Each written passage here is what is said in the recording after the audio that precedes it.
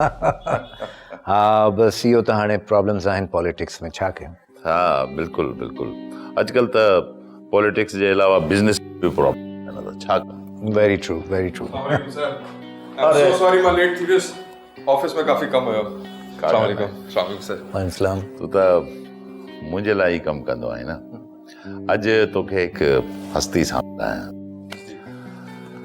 आरिफ हुसैन शाह साहब MNA आहिनि। बिल्कुलु sir, साईं खे केरु नथो सुञाणे। वे ऐं शाह साहब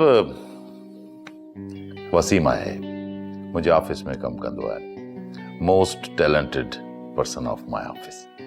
गुड गुड गुड। या तो हुयो इन जो बेसिक इंट्रोडक्शन, पर एक्चुअली यो यंग मैन आहे केर?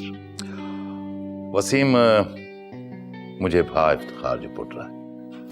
अच्छा अच्छा अच्छा अच्छा अच्छा, वो त असल लाइ बि वो पंहिंजे बचनि वांगुरु। अच्छा हाणे वो कम जी ॻाल्हि था करे वठूं। श्योर।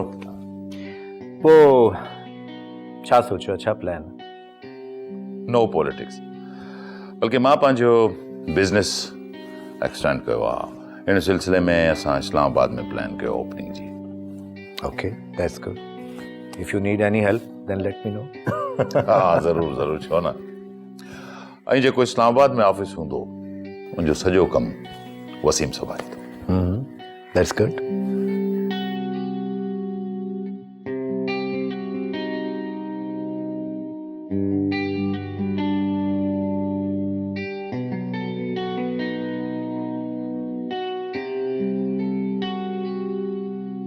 ड्रामा सीरियल फासला जा तमाम एपिसोड्स ॾिसो हाणे HD क्वालिटीअ में। विज़िट करियो असांजो YouTube channel Sindh TV HD drama.